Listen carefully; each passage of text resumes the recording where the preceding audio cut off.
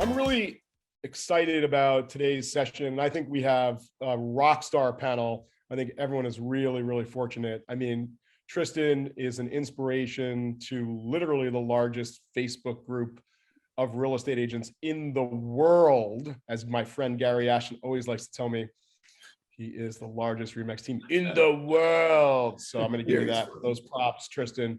Thanks, bro. And clearly you've had your challenges, you've had your ups and downs. You're a great pillar of success. And I know that you talk about this a lot. So really thankful for you to give us your time today to teach about the mindset of success. Jay-Z has been podcasting away, and I know has been talking a lot about this subject. So he happened to text me about something else yesterday. And I was like, oh my God, how do we not have Jay-Z on this success mindset? So he was added literally yesterday. And I'm just like, so humbled that he could be here. And then Dan Walters, who, literally is the head of all of operations for the Robert Slack team and runs probably like the biggest team in the world. I don't know, like it's like, are you guys like the biggest team in the world or whatever, Team Ridge or whatever you call it? Like how many, what's your 2021 number, including everything, mortgage, title, real estate? What's that number? Oh goodness, all of that. I'd have to do some looking at that, but I can tell you what we just hit yesterday. I can tell you it's north of $1 billion for sure, because I talk to Robert all the time. So it's way north of $1 billion. Well, I can tell you, Howard, just the real estate side this year, we're going to do 2.2 billion just on the real estate side. Oh my God. Yeah. Oh my God. Okay, then that doesn't include mortgage and title. Yeah, mind blown. But before you get going here, why are we having this kind of very high, level discussion? And as we were putting together the agendas, I was working very closely with Gabe and Barry on the agenda. We were going to spend a lot of time, and we are going to spend a lot of time today on systems, processes, content, scripting, lead conversion, like all of the the nuts and bolts and the nitty gritty that we're just going to be teaching, like what you need to do. But what we sort of realized was, if you don't approach this with the right mindset, it's a lot of things, right? You have to have the right mindset. To me, that starts there. Like that, it just starts there. And we're going to all talk about that mindset, because from there, with the right mindset, you then can get the right people. And you can get the right technology and the right opportunities and the right systems and the right processes. And we create the wrong team. And then we learn from that and we create the right team. We create the wrong structure. And then we create the right structure because we learn from that failure. We have the wrong tech. And then we get the right tech because we're networking with people who are bigger and better than us. And we're learning from them what's actually working, right? But it all starts here. And then we're going to get into all the other stuff. So I thought it'd be so cool today to get into that with you guys who are the masters. And there's no, I love this. We called this a mastermind, like not a summit, not a boot camp. We're doing that live in Vegas. But this is a mastermind where we're all just kind of riffing off each other. And like literally you guys can choose like whoever, we're all going to talk, and whoever wants to go first, and screen share whatever you want or don't. Dan's got a good presentation. Dan, I went through it. You want to get started first, bro? Yeah, you want to roll with that? You know what I loved about everything that's going on so forth. You're right, Howard. It's all about technical training, and this is going to be more about that behavioral training, right? I mean, this is about how do you make sure in today's world of real estate or just life in general that you've got to master the mind. I mean, and you do have to master your mind. Things are going to go wrong, and it's how you react to it. And so I tried to think about this, and I will share my screen. I put a few things together. I went around the office here because when you asked about mindset, you haven't been to the office here yet.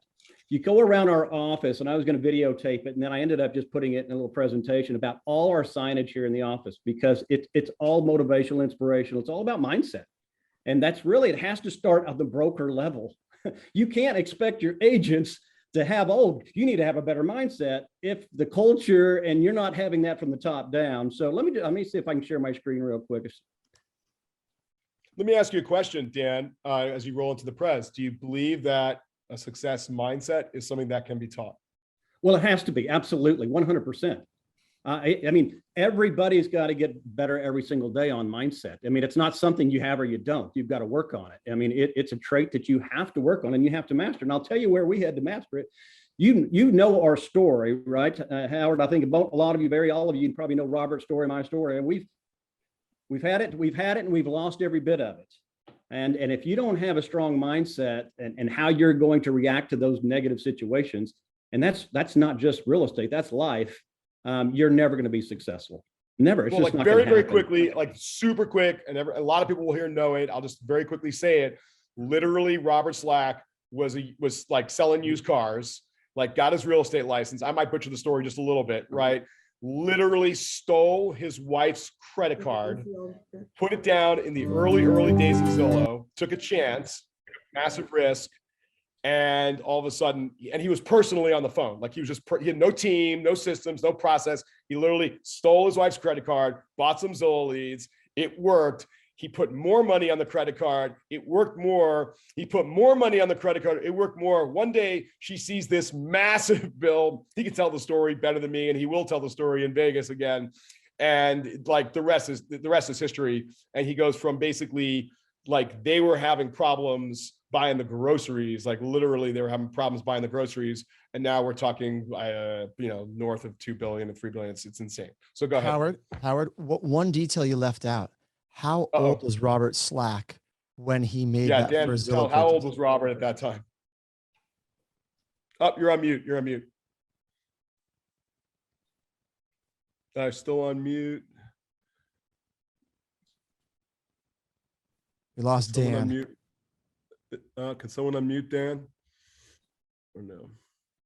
I think I know how old he was, but I'd rather have Dan say the exact age because this is the part that's mind blowing to me. 60s, but we're going to need to unmute Dan. So Dan, you want to like click on your own box and you'll see a little three dots. And then there you go. Sorry about that. No worries. Yeah, let me share my screen again. So how old was Robert at that time? Robert was 65 years old, right? 65. I was close. I said 67. 65. Dude. Nuts. I mean, he started the brokerage at 67. At 65, when you think, what you should be doing is really trying to figure out where you're going to retire. That's when he sat down that day with a piece of paper and wrote down some things he could do at that age to make a living. Think about that. To make a living at age 65, not where am I going to retire? So. Right. And I just think, Dan, as you roll into this presentation on mindset, if we're doing a free form talk on this, that says so much about the mindset of that gentleman and yourself, right? Because I love that. I think it's super important people realize where he was at.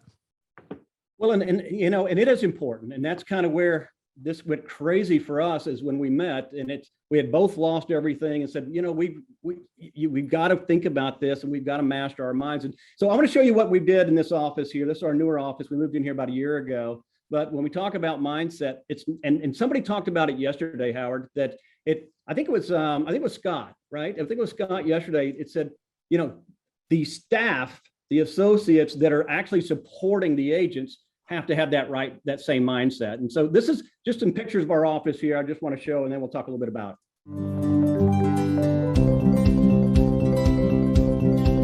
These are all pictures in our office.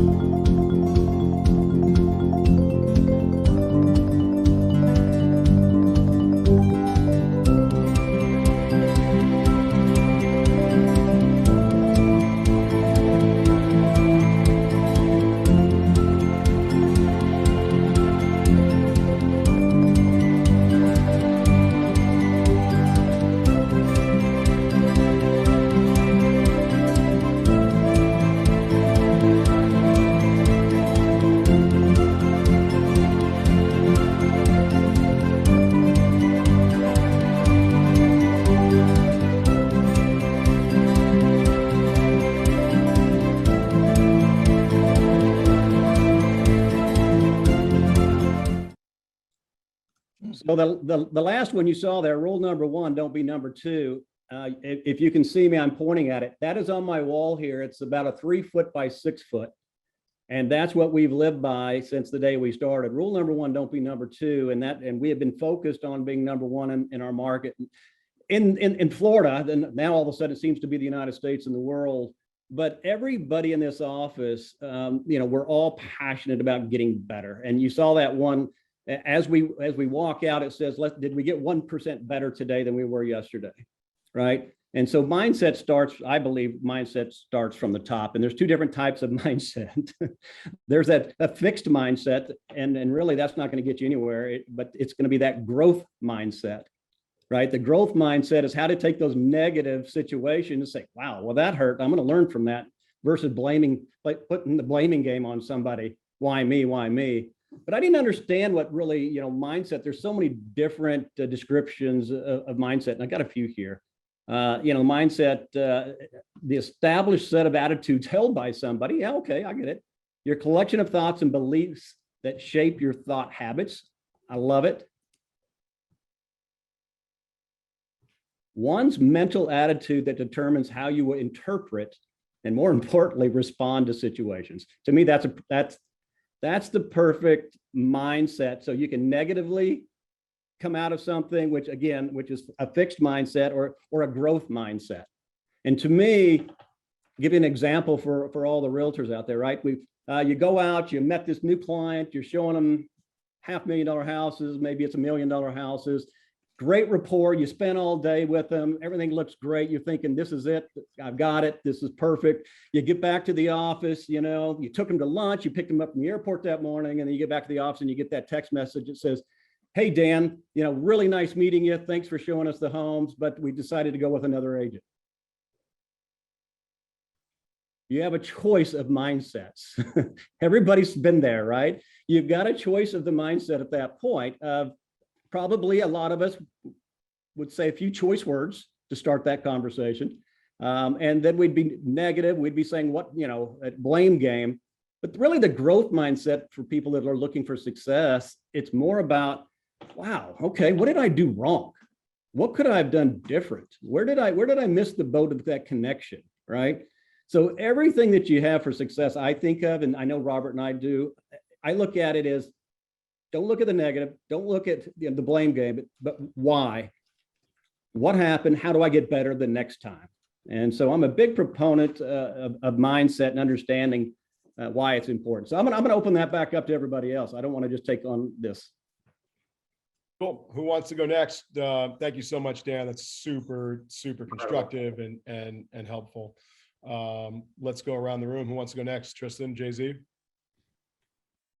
Jay-Z. Hey, Tristan. I was just going to say, Tristan, I was invited at 6 o'clock last night, so I have no PowerPoints. I don't have a PowerPoint either, guys. It's a mastermind. It's a mastermind. I got a few slides, but hold on. But let's start here. Ready? Or go ahead, Tristan. You got something? I'll jump in because what Dan was bringing up here in regards to mindset isn't something that's just been discovered over the last few years. Yeah, Carol Dweck wrote the book on mindset when he was talking about fixed mindset versus growth mindset. Check that out. But we can go back to Marcus Aurelius, Emperor of Rome, right? Greatest Stoic probably of all time. And here's a simple quote I just want to share with you because it goes exactly to what Dan was saying. You choose how you respond every day. And when you're at the epitome of being the best human possible inside of your mind, you realize that the hard way is the way. We often think that, life and real estate are going to be pretty easy. And that's the biggest mistake we make, right? We think about these online leads coming through and you see the ones that fail because I've been hearing it. Howard and I, we met at realtor.com years back. And even then we were hearing, online leads suck. And the difference is all in the mindset. You can have somebody pick up the phone and say, hey, you just visited our website through Google. Tell me what you're looking for. Like, I'm just browsing. I'm just looking. Oh, great. Thanks. I'll call me when you need me. Hang up. And then they tell you, oh, online leads suck.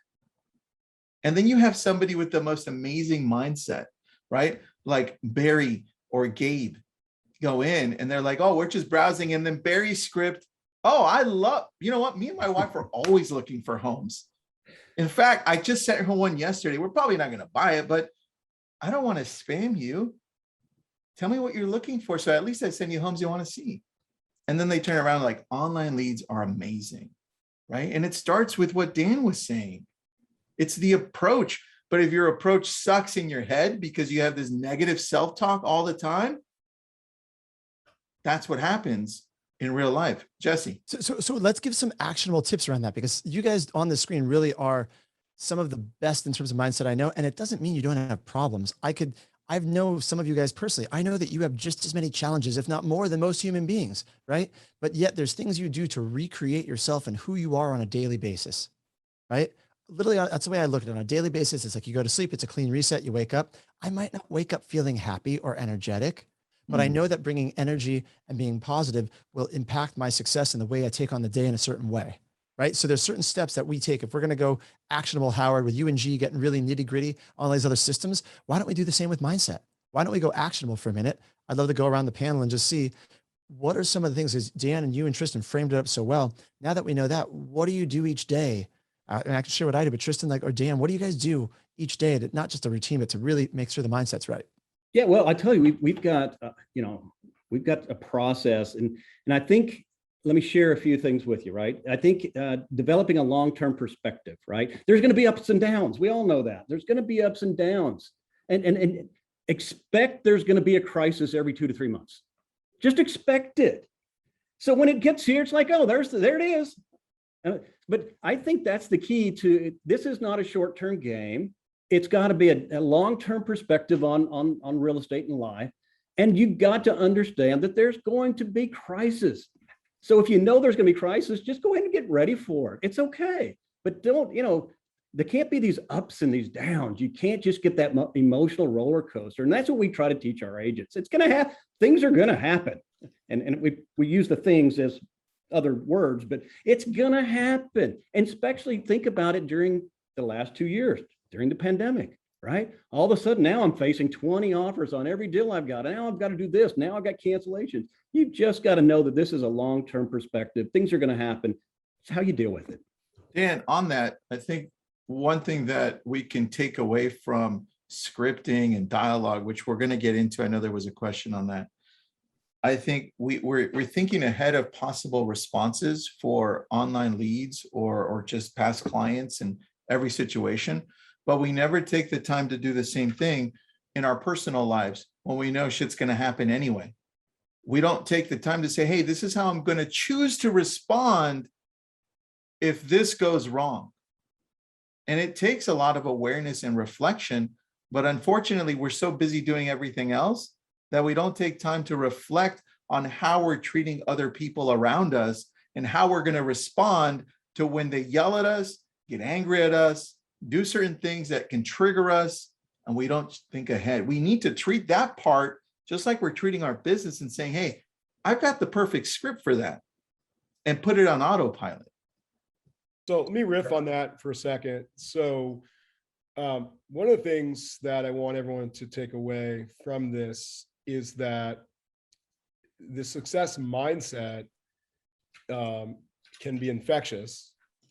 It's important to partner with and surround yourself with people who support this success mindset. You need to excise or cut out the negative people from your life. And if you are the one, you need to have self-realization. If you are the one, if you're being really honest with yourself, that is being all too often negative, you have to cut that out of yourself. And I can't tell you the number of times where I was feeling down and I'd call G and he'd be like, no, it's all right. It's all right. I just got I just did like this click to call leads and they're going to be amazing and they're going to be incredible. I'm like, oh my God, like this, that was the best call I had, right? Because he is, and we'll talk about this, and we're going to talk about this a lot at the Success Summit. He's part of that fail forward mentality. Fail, learn, succeed. So as everyone knows, I love to wake surf, right? It's my hobby. Great that I finally found a hobby. I had no hobbies other than business. I like to wake surf. But what I noticed about wake surfing, I could stay in the comfort zone. I could just kind of stay in that wave and stay in that pocket and not fall, but I don't get any better.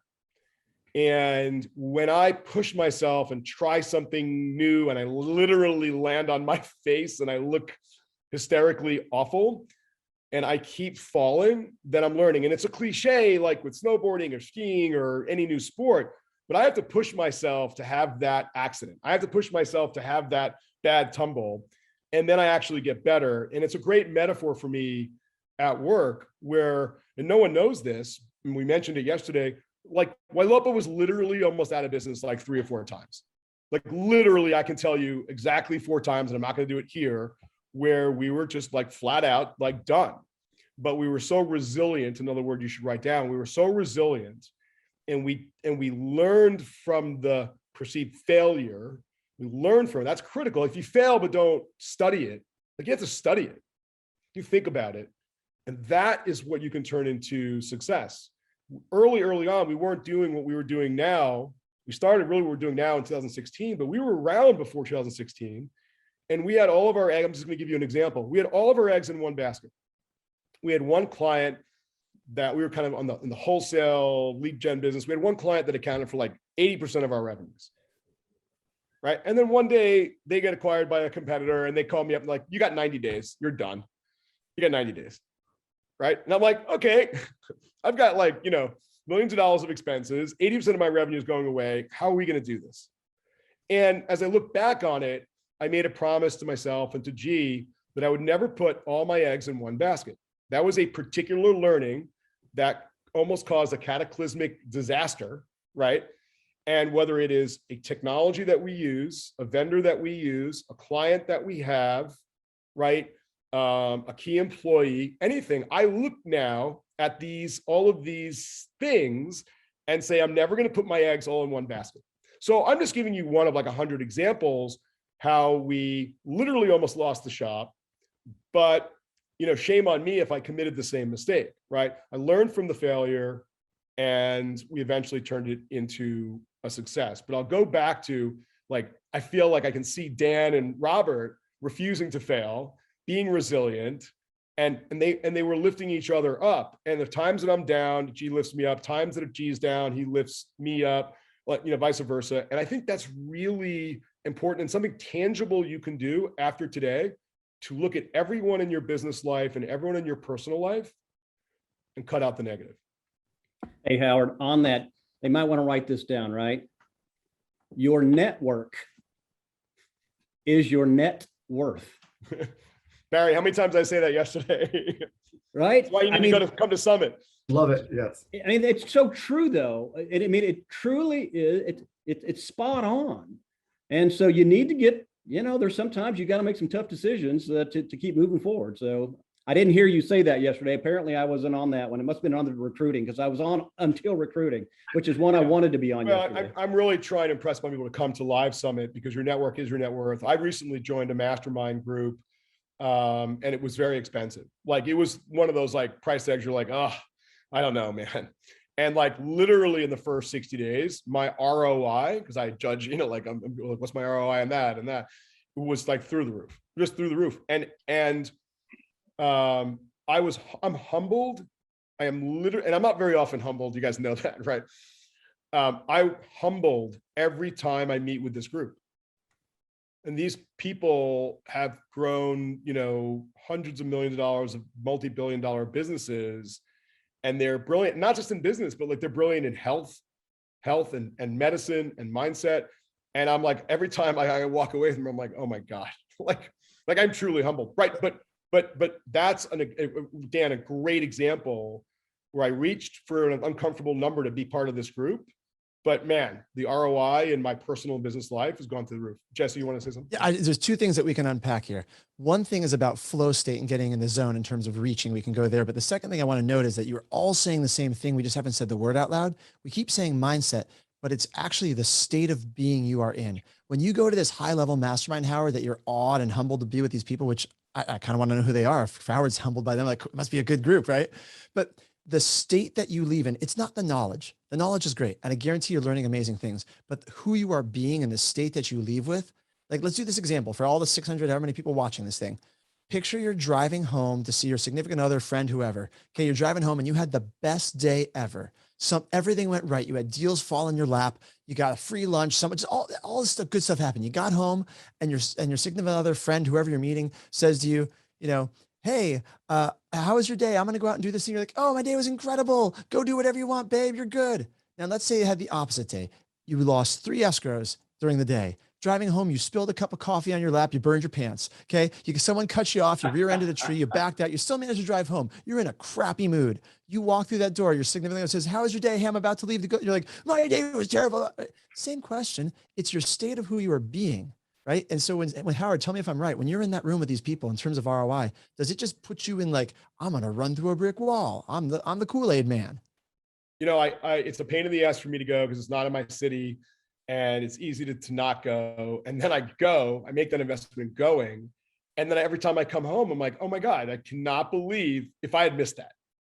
Like I literally cannot believe, and it took an effort, right, to disrupt my flow, to use your word, right? And it took a little bit of pain, but then I was like, my God, like if I had just not done that, like that's really crazy. You know, I have a question for you guys. Start with Tristan, which is like, have you ever come across someone on your team who doesn't have that success mindset? Have you coached them? This will be a question for everybody. How have you coached them? Have you seen it like actually work? I'm really trying to get to this thing. Like, is it this, how do we help, how do we help our teammates kind of change their mindset or get to this success mindset? I think it's a challenge if you have the wrong people on to start off, because there will be some people who will not fit in. So early on, after failing terribly, I realized, okay, I have to hire the character first, right? That's the very first thing I have to hire for. And after that, then you still have that curiosity, right? And that's what I love at the highest level. You have people that are like always wondering, well, what can I do to get better? I wonder if I'm even doing it right. And the best thing is, I'm not doing it the only way possible. There are other ways to do this better, right? And that you find that at the highest level and even at those people that are growing. And that's what I look for, because if you don't have that, you might as well just get rid of them now because they're going to be toxic for your team. I love that. Oh, sorry. No, that's it, Gabe. Shoot. So I'd love to throw this out there because we have a lot of people talking, and this is all incredible. And I've got notes. I feel privileged to be part of this. And I want to throw something out that was asked to me yesterday. I'd love to know how you guys would handle it because I'm always wanting to learn. I had an agent reach out to me yesterday, shot me a message saying, please don't listen to my calls this morning. Her exact words, I was in a terrible mindset. There were terrible calls. It was just like, very, very negative. And I'd love to know, and I'll share what I shared with her, but I'd love to know how you would answer that, how you would respond to somebody on your team. Like, don't listen to the calls. I was in a terrible mindset and I just wanted to knock out a bunch of my follow-up calls. I'll give my short one answers, and Dan, you give me your long one. The short one is, so this is an agent on your team, correct, Gabe? Correct. Newer agent on the team. Short answer is totally get it. I got bad days too. What's going on?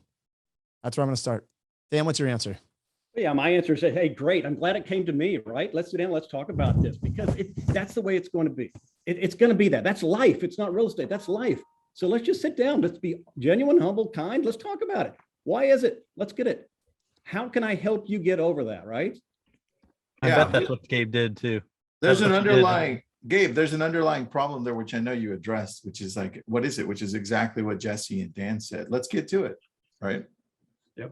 But it's coming from an empathetic place. So I'm married to a therapist. I'm not one. I play one on TV, but you can't invalidate their feelings. If you're trying to coach, like Howard's question, for team members who have, non-positive attitudes, because not everyone's version of positivity looks like mine, right? Tristan doesn't look like, hey guys, we're doing this. Tristan's very but he's still probably as positive, if not more positive than I am. Dan's got his version. And so when you work with the people that are around you, I agree with Tristan, you got to hire for that culture fit. But Howard, to your point, to take it back to kind of flow state, and this will tie in for you, Gabe, you've got to meet them where they're at.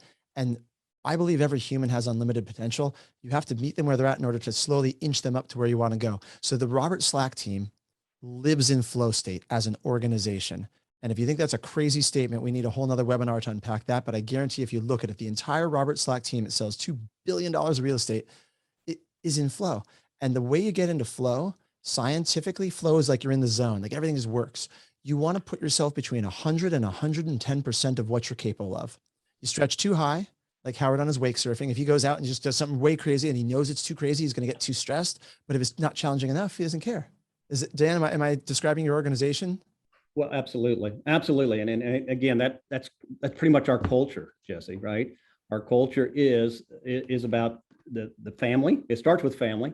It starts with support. It starts with being just genuine and humble and just working to support each other. I mean, that is our entire culture of 300 associates supporting 700 agents, and everybody cares about the success of the others on the team more than the success of themselves. Hmm. And if you think about that, what that means is I know I've got 700 people or 1,000 people have my back. I'm just not out there trying to do my own thing and trying to be successful myself. If I care more about everybody else being successful, then it's a total team approach for us. And I can honestly say, I don't want to brag about it, but I can honestly say we've got a fine-tuned, humble, genuine, caring machine. Dan, a couple of the, I think it was pretty cool. You guys are using the Monopoly images, which of course is great for Ylopo, right? But a couple of the ones that really kind of hit a chord with me, which was one, the graphic that said "no pressure, no diamonds." Yep. No pressure, no diamonds. And I think that the greatest things that we have achieved, or I have achieved, is when I've been under tremendous stress and pressure and back against the wall. And I think we're trying to write down some tangible stuff, right? Which is one is, and the other graphic I like, which is like, 1% better every day. Well, you're not going to be 1% better every day unless you're trying something different. Like, so you guys need to write these things down. Like, you have to try some new stuff. When's the last time you tried something new in terms of marketing, or you tried something new in terms of meeting, expanding your network, or tried something new in terms of going to not the same conference every year that you feel comfortable in, but a new and different conference, right? You feel comfortable with the same coach you've had for 5 years. What about pushing yourself to a different coach? Well, your network is your net worth, as Dan said, and as I've been saying, you need to use your network to find out who's the best coach. So, someone yesterday, we asked Scott Tremblay, who's taking his business from 100 million to 200 million this year. He's like, I use this coach. Like, this coach is amazing. Well, maybe you can get in with that coach, right? But you've got to be trying new stuff. You've got to be failing, and then you're going to hit your successes. Again, tangible things. You've got to surround yourself with successful, positive people. So Yeah. can I piggyback on the coaching thing here? Because Yep. I love coaches. I got a lot of friends who are coaches, Yep. and I think a great coach makes all the difference in your business. I will say though, you can get coaching in a lot of ways that don't involve an actual coach. When you talk about your network, how about the podcasts you listen to? How about the webinars you're on, like the Zoom right here? How about if you fill your brain with that, I mean, coaches fill a specific role, but if you're just trying to surround yourself with the right food for your brain every day, like we do a Mindset Monday call in one of our groups every Monday, right? Like there's places you can put that are free. Just like plug in and start to, you don't need to necessarily move to Florida and sit in an office with Dan, although I'm considering it, but like you can do it virtually in so many ways these days. You guys agree with that? Yeah, Absolutely. man, I totally agree with that. I don't know which one of you mentioned something, but it prompted me to talk about taking time to identify how you lead as a company. And it came from, I don't know if it was an article or what I was reading, but when I looked at Jeff Bezos's Amazon company, back when it started with like 8 principles, and then they grew to 14. And I thought, well, why don't I do that? And so I started looking deeper into how I lead, and I reverse engineered it. And it started inspiring the different teams I have for the different businesses I run. And I want to share that with you because everyone's is going to be a little bit different here. And I made a little acronym so I could remember it. But this can help people identify what it is about the company that you work for that they love. And then if they're out of character, like I'm cropping some of this sometimes, something like yesterday, I cropped this resilience one and I sent it over to the team. I'm like, hey guys, resilience. And then this is how we lead. This is how we keep each other accountable to the values that are important for our companies. And I think you need to take the time to be able to do this because we all have our different styles of leading.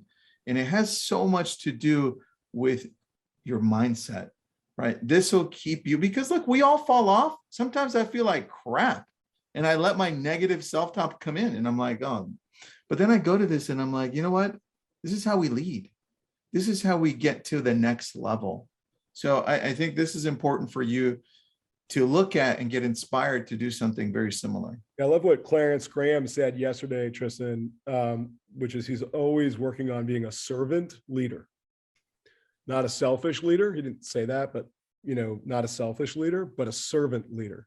And that really resonated with me. He was saying a lot of stuff, and then servant leader, and that just stood out. Like, wow, like I could really continue to try to work on that myself and get better. Right. And I failed at times, but learn from it, think deeply about it, and try to be better at it. Right. Anything else, guys? Let us know in the group. This was like too high level. We're going to get really in the weeds, but we thought it all kind of started.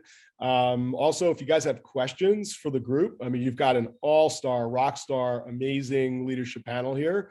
If you've got some questions, please fire away. Gabe and Barry, if you're seeing any questions there. So there's a question here. So I'd like to hear this group discuss emotional intelligence in relation to teams, clients, leads. That's a question. And then as a leader, how much of your time do you spend working on yourself versus how much time do you spend analyzing metrics and holding your team accountable? A couple of questions there.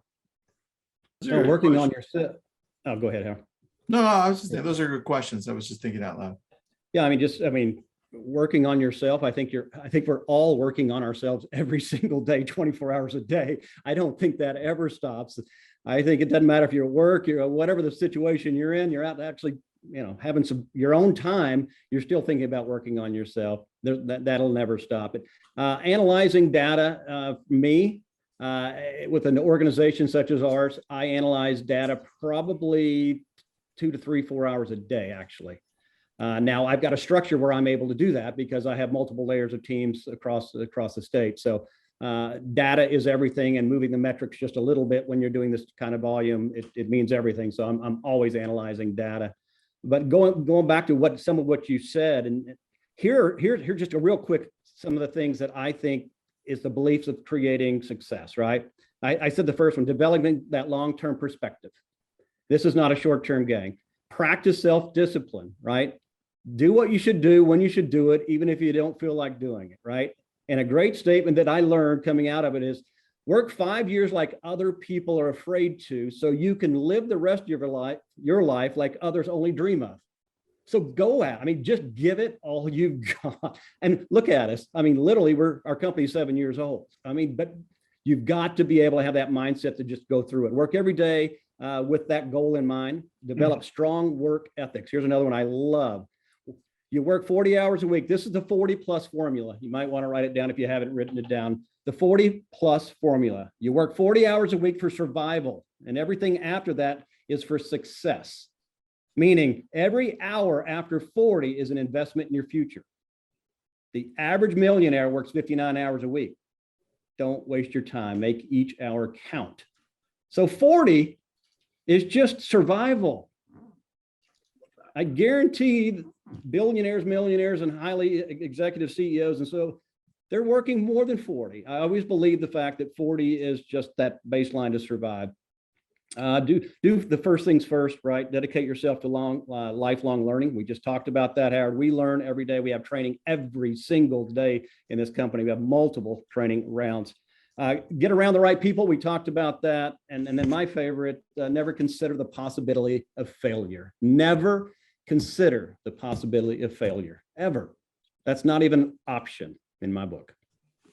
So someone asked what books you would recommend. And this is funny, I can give you a whole list of books. Tristan is a voracious reader and give you a whole list of books.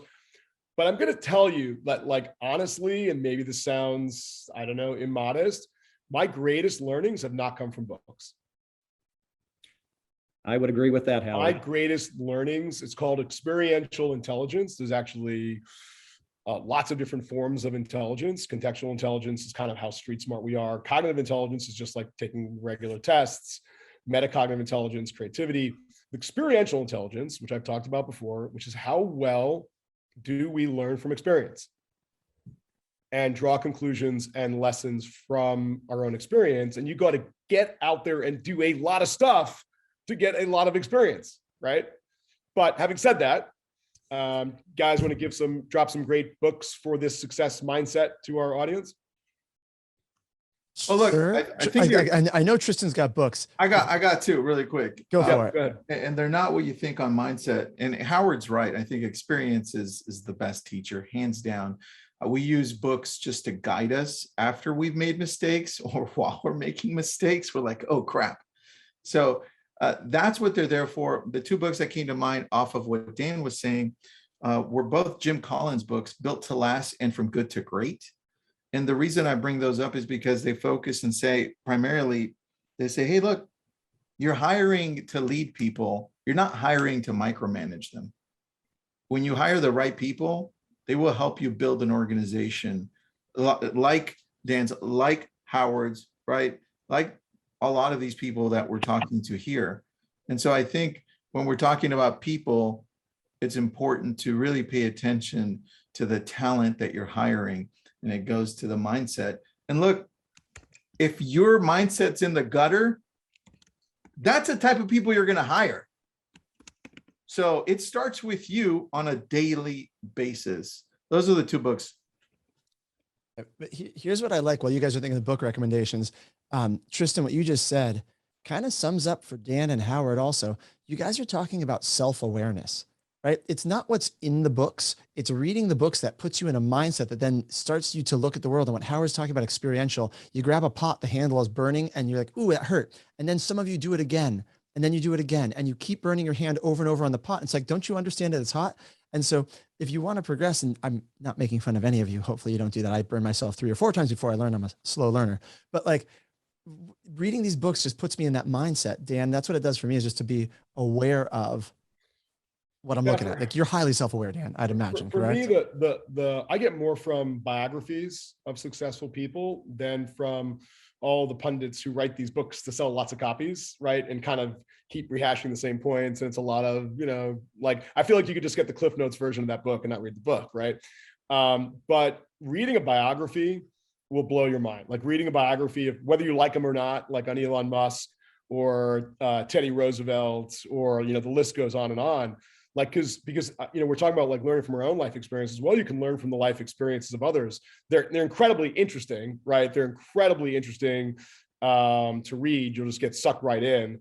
But I think learning also from, and what you're going to find is like, the 15 most successful people that you can name all failed, all got rejected, right? Steven Spielberg and Oprah Winfrey and Michael Jordan and all, and all these folks, they all got rejected. They all failed. And they're just practicing what we're kind of trying to share today. Yeah, I'm like you, Howard. I'm not the book guy. I think the best leadership skills, just be vulnerable, just open up, be genuine, humble, and just be vulnerable, be real. That's what people want. Love that. Something too that I kept hearing over and over. I mean, the whole session's on mindset, but what's really cool is how much overlap there was from a session yesterday about culture. And Dan, especially when you were even just talking about mindset and everything about your team, it was almost sounding to me like really what you guys have built. And you're saying, I don't want to brag. I think you should brag. I mean, when you have a team and you have that mindset and that culture, shout it from the roofs, but it really sounded to me how much that the culture and how you're hiring, I think Jesse, Tristan both said the same thing, how much of that is affecting the mindset that we're talking about. Well, and that's how we started this, right? I mean, that's exactly how we started this. Is you need to get with an organization or a leadership or company or whatever that is that has that culture, that has that family, that whatever it is you're looking for. Because if you're with an organization that doesn't have it, you're not going to get it. You're not going to keep it. You're going to take on their persona. You've got to get out of that. And that, again, that goes back around the people that we hang out with as well. But, culture is the heart and lifeblood of an organization.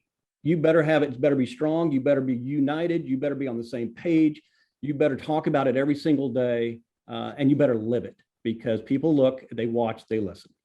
And on that, I think there are some people out there, team leaders, brokers, they think they're at a high level, but they don't fully understand how important it is. What we're talking about right now is the core of building organizations that can outlast you, is where you want to leave a legacy. Right? This is why your team succeeds at the highest level year over year, and you continue to grow And then when you have bad years, you make it through, versus those teams that kind of just fizzle out because you're driving them and you're not leading them and you're not letting them grow. Because the moment people want to stick around with your company is when they feel like you truly care about where they're going, not just about closing the next transaction, right? You want to build an organization that can help people grow and help their families grow and help themselves grow. That's where we're at.